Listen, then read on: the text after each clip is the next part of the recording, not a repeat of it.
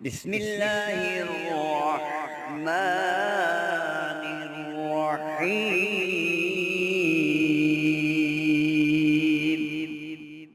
نحمده ونصلي على رسوله الكريم اما بعد فاعوذ بالله من الشيطان الرجيم بسم الله الرحمن الرحيم قل يا ايها الكافرون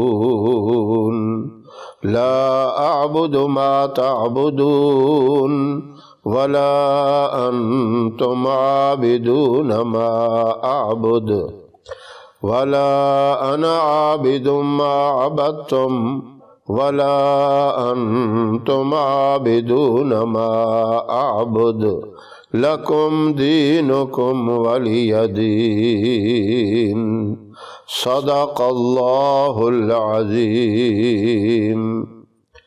محترم سامعین، السلام علیکم ورحمۃ اللہ وبرکاتہ۔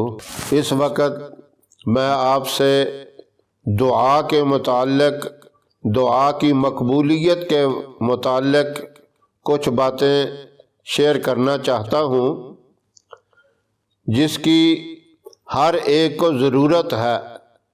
کوئی نہ کوئی حاجت، کوئی نہ کوئی ضرورت ہر بندے کی ہوتی ہے، کیونکہ ہر بندہ اللہ کا محتاج ہے۔ اللہ ہی ہماری دعاؤں کو سنتا ہے، اللہ ہی ہماری ضرورتوں کو پورا کرتا ہے، لیکن اللہ سے مانگنے کا ایک طریقہ ہونا چاہیے، کوئی سلیقہ ہونا چاہیے، کوئی ڈھنگ ہونا چاہیے۔ جب اس طریقے سے، اس سلیقے کے ساتھ، اس ڈھنگ کے ساتھ مانگا جاتا ہے تو اللہ رب العزت اس کی دعا کو قبول فرما کر اسے عطا فرماتے ہیں۔ بے ڈھنگے طریقے سے اگر دنیا میں بھی کسی سے کوئی چیز بندہ مانگتا ہے تو وہ بھی اسے دھتکار دیتا ہے، کہتا ہے تجھے تو بات کرنے کا ڈھنگ ہی نہیں ہے، تجھے تو مانگنے کا طریقہ نہیں آتا۔ اللہ کی ذات جو بہت بڑی ذات ہے، اس کے سامنے ہم جب تک عاجزی کے ساتھ، انکساری کے ساتھ، محتاج بن کے مانگیں گے نہیں، اس وقت تک فائدہ نہیں ہوگا۔ اس لیے اللہ کے محبوب نے ہمیں یہ طریقہ بھی سکھا دیا، اللہ سے مانگنے کا ڈھنگ بھی بتا دیا۔ اللہ فرماتے ہیں وَإِذَا سَأَلَكَ عِبَادِي، جب میرے بندے مجھ سے سوال کرتے ہیں، آپ ان سے کہہ دو انی قریب، میں تو تمہارے قریب ہوں۔ کتنا قریب ہوں؟ نحن اقرب من حبل الورید، میں تو شاہ رگ سے بھی زیادہ قریب ہوں۔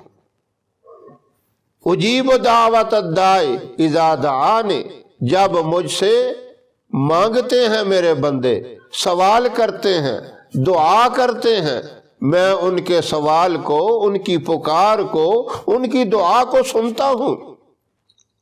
فَلْيَسْتَجِيبُوا لِي، قبول بھی کرتا ہوں، وَلْيُؤْمِنُوا بِي، ان کو چاہیے مجھ پر ہی ایمان لائیں، مجھ سے ہی مانگیں تاکہ میں ان کو عطا کروں۔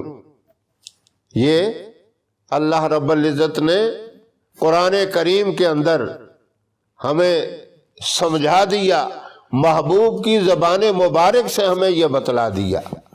اب دیکھو دعا مانگنے کے مختلف طریقے علماء کرام نے لکھے، مختلف انداز۔ کوئی وظائف کرنے کے بعد دعا قبول ہوتی ہے، کوئی خاص اوقات ہیں، ان اوقات میں دعا قبول ہوتی ہے، خاص مہینے ہیں، ان مہینوں میں دعا قبول ہوتی ہے، کچھ مقامات ایسے برکت والے ہیں جہاں دعا قبول ہوتی ہے۔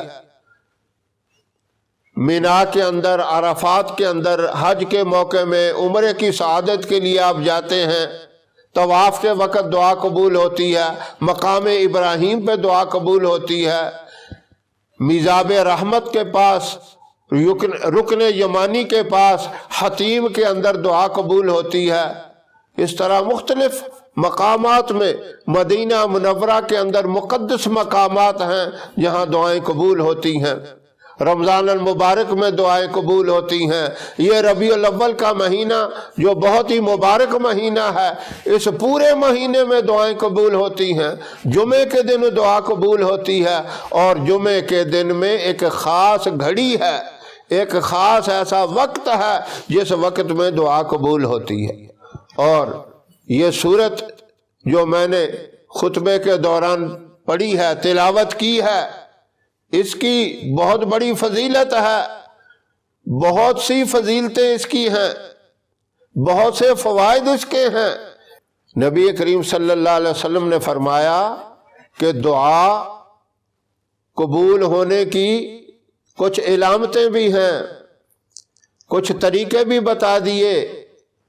سب سے پہلا آپ نے فرمایا جب کوئی بندہ اللہ کی بارگاہ میں سوال کرتا ہے، دعا مانگتا ہے، تو اس کی وہ دعا فوراً قبول ہو جاتی ہے، اسی وقت قبول ہو جاتی ہے۔ بندہ حیران ہو جاتا ہے، اور بعض دفعہ تو بندہ کہتا ہے کاش میں اس وقت کچھ اور مانگ لیتا۔ یعنی جب وہ دعا قبول ہوتی ہے تو پھر افسوس کرتا ہے میں کچھ اور بھی مانگ لیتا تو مجھے مل جاتا۔ پہلی صورت یہ ہوتی ہے۔ پھر دوسری صورت یہ ہوتی ہے جب بندہ اللہ سے سوال کرتا ہے، کوئی دعا مانگتا ہے، وہ دعا تو نہیں قبول ہوتی، جو مانگتا ہے وہ تو اس کو نہیں ملتا، لیکن اس کے نعم البدل کوئی اور چیز مل جاتی ہے، وہ بھی اچھی چیز اس کو مل جاتی ہے۔ یہ طریقہ ہوتا ہے۔ اور تیسرا طریقہ یہ ہوتا ہے بندہ جو اللہ سے مانگتا ہے، نہ تو اس کی وہ مانگی ہوئی چیز اس کو ملتی ہے، نہ اس کے نعم البدل اس کو ملتا ہے، بلکہ اس کے اوپر ایک مصیبت آنے والی ہوتی ہے، ایک پریشانی آنے والی ہوتی ہے۔ اللہ اس دعا کی برکت سے اس مصیبت اور پریشانی کو ٹال دیتے ہیں۔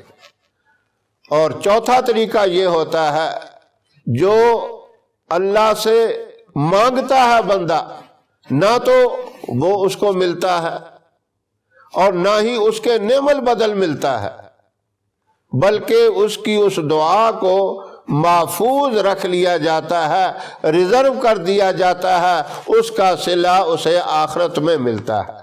اور جب آخرت میں اس کو صلہ ملے گا تو اس وقت بندہ افسوس کرے گا کاش کہ میری کوئی حاجت بھی، کوئی ضرورت بھی دنیا میں قبول نہ ہوتی، دنیا میں پوری نہ ہوتی، سارا صلہ اب آخرت میں مجھے ملتا۔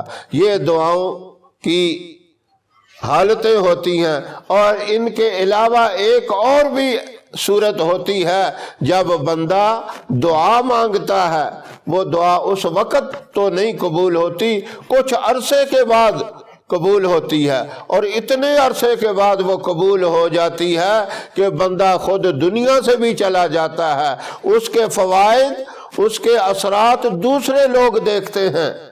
اس کی مثال میں آپ کو یہ دیتا ہوں، حضور صلی اللہ علیہ وسلم کے لیے ابراہیم علیہ السلام نے دعا مانگی، یا اللہ جو آخری نبی تو نے بھیجنا ہے اسے میری اولاد میں پیدا فرما۔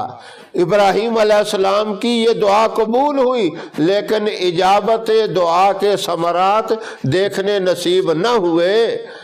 ابراہیم علیہ السلام کی یہ دعا ضرور قبول ہوئی، آپ کی اولاد میں اسماعیل علیہ السلام کی نسل میں اللہ نے پیارے محبوب صلی اللہ علیہ وسلم کو بھیجا، لیکن ابراہیم علیہ السلام کو اجابت دعا کے ثمرات دیکھنے نصیب نہ ہوئے۔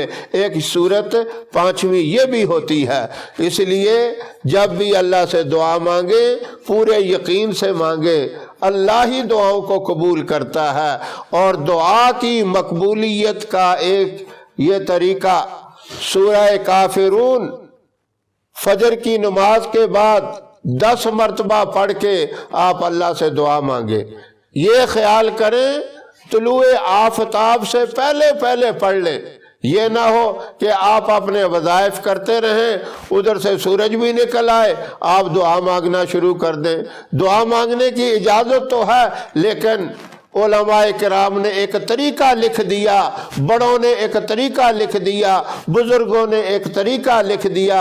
बड़ों के उस तरीके के अंदर भी एक ख़ास हिकमत होती है, एक फ़ायदा होता है। इसलिए तुलुए आफ़ताब से कबल 10 मरतबा सूरह काफिरून को पढ़ के अल्लाह से जो दुआ मांगी जाए इंशाअल्लाह वो दुआ भी कबूल होती है। अल्लाह रब्बुल इज़्ज़त इस तरीके से, इस अंदाज से हमें अपना ही मोहताज बनाए। अल्लाह अपनी ज़ात आली से मांगने की तौफीक अता फरमाए। अल्लाह इन प्यारी बातों के ऊपर जो बहुत ही मुबारक बातें हैं, बहुत ही सुनहरी बातें हैं, हजूर अकरम सल्लल्लाहु अलैहि वसल्लम की, अल्लाह वालों की बताई हुई बातें हैं, इनके ऊपर हम सबको अमल की तौफीक अता फरमाए। हमारी वीडियो आपको पसंद आए इसे लाइक करें, शेयर करें, हमारे चैनल को सब्सक्राइब ज़रूर करें और साथ वाले बेल आइकन बटन को दबाएं ताकि हमारी हर आने वाली नई वीडियोज़ की अपडेट आप तक आसानी से पहुंच सके। अल्लाह आपका हामी और नासर रहे। इंशाअल्लाह फिर किसी नए वजीफ़े के साथ आपकी खिदमत में हाज़िर होंगे। तब तक के लिए इजाज़त दें। अस्सलामु अलैकुम व रहमतुल्लाहि व बरकातुहू।